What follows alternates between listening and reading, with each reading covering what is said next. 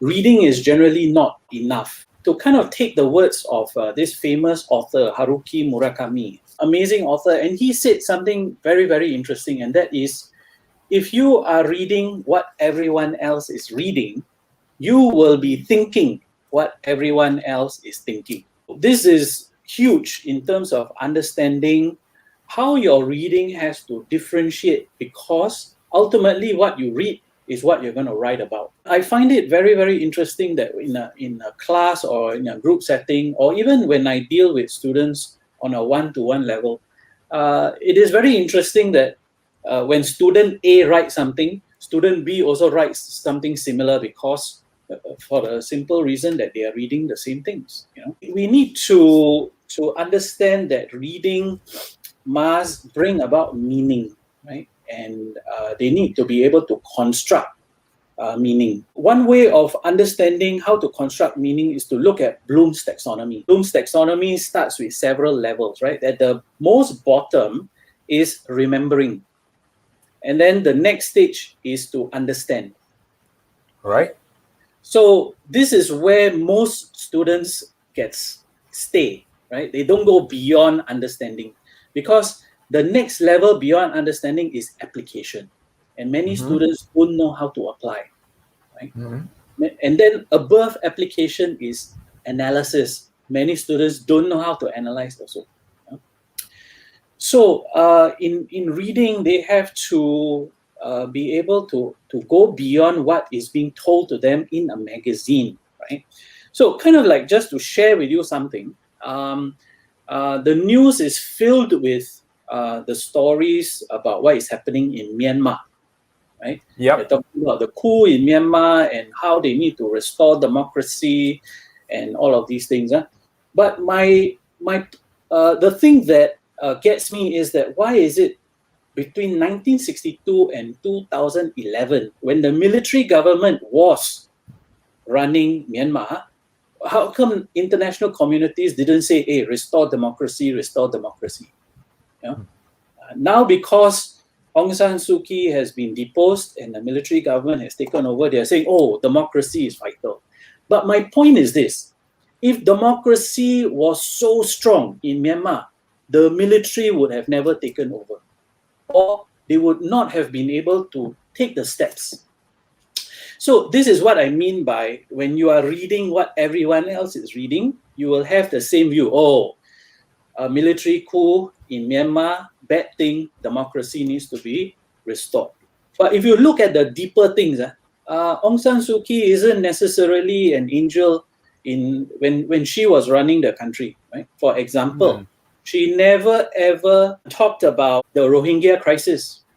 She swept it aside. She never addressed it. So my point is that, why? If democracy is important, then you should be addressing the Rohingya crisis. So that is what I mean by going beyond that general reading, by understanding the background. Because if students don't understand the background, they will never have a complete picture. So this is one of the challenges that I've seen. A typical student in a school will get articles after articles from their teachers, but there is no analysis of those articles. They are unable to correlate and understand how to apply and how to analyze. Right? So I think this is one of the key factors that impacts students' understanding, and then ultimately their writing. Students often, they read, or rather they are all reading the same thing, okay, but they understand, they are stuck at the level of understanding, okay, but they cannot proceed further, they cannot apply further. What is your tip for these students? What are the things to look out for? Just as a first step, students should read anything and everything, right? If they need to pick up a poetry book, go ahead and read poetry. If you need to pick up a fiction, pick up fiction and just read. You don't have to read pages after pages. Just read maybe for 2 minutes, so that you understand the style of writing, the vocabulary, the expression. So that gives you many different insights into how something as simple as maybe environment is presented from a poetic perspective, and how environment is presented from, let's say, a fiction perspective.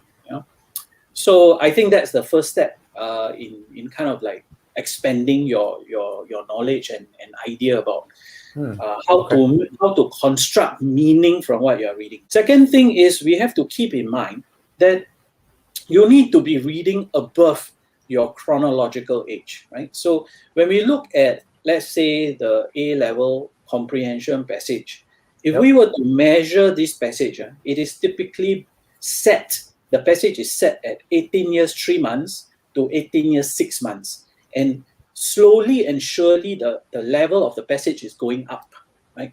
So the student always has to ensure that they are reading beyond their chronological age, so that as they inch up in their reading, it becomes easier and easier, right? So one thing that they can do is they can kind of take some time to compare different articles that are out there, right? So take, for example, if Time Magazine puts out an article about Myanmar, then take a look and see what Al Jazeera is saying. Take a look and see what BBC is saying, and see what maybe the Washington Post is saying, right? So that is what I do for my students. I give them the most basic article and then show them other things that can build upon that article, right? All right. So most of the time I will send these links in the WhatsApp groups that we have, and students then read, and then they are supposed to make summaries of the examples so that it goes into their example bank, right? So I would say that they have to take a wider approach towards reading. And I always say reading doesn't have to be for 20 minutes, 30 minutes. Just 2 minutes in the morning and 2 minutes in the evening is good enough. But it has to be meaningful reading, which then translates into something that they can use.